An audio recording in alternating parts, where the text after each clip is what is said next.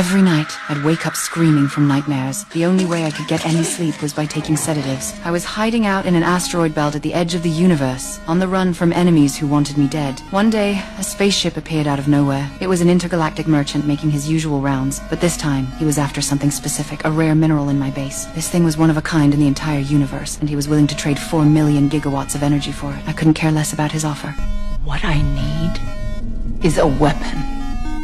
One powerful enough to destroy an orbital colony the size of, say, Cronus. Years ago, Kronos betrayed us, killed my husband, and slaughtered over 1,000 people from my clan. Revenge was the only thing keeping me alive. This squid-like merchant claimed he didn't deal in weapons. No matter how hard he tried to convince me, I wasn't budging. That's when he noticed my pet roaches. He could tell I was lonely out here in this godforsaken wasteland and needed companionship. The merchant cut off the comlink, then reconnected moments later. This time, there was a cute little creature by his side, his planet's mascot, famous across the universe as an emotional support companion. Cute. He was trying to sweeten the deal to get that mineral. But I will not trade my prize for a used alien pet. When I turned him down again, he suggested a trial period, no payment required. If I still wasn't interested when he came back in 90 days, no hard feelings, I agreed. To be honest, I was tempted. I had no idea this would be my biggest mistake. The little guy was delivered to my base right away. With its stubby legs and round, pudgy body, I fell for it instantly. I ran a full scan to make sure it was healthy and disease-free. Strangely enough, its DNA was incredibly complex, a fusion of hundreds of different species, even including human genes. It seemed odd, but I didn't dig deeper.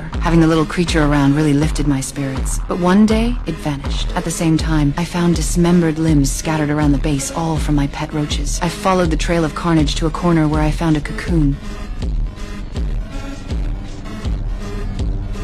Just as I reached out to touch it, the thing moved on its own. A small hand emerged. The creature had evolved inside the cocoon and grown significantly. Looking at the growing creature felt like looking at my own child. We spent some happy times together at the base, and slowly, my inner wounds began to heal. Suddenly, alarms blared.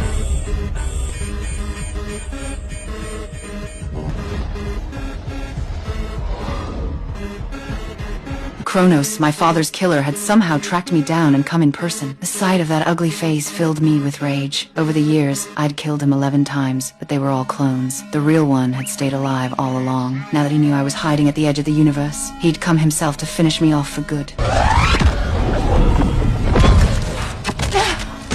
Ha! Miss me, asshole! Ha! Aim for her reactor! After the reactor exploded, only one space station remained from my base. In the chaos, I fired up the backup power and launched a poison gas missile.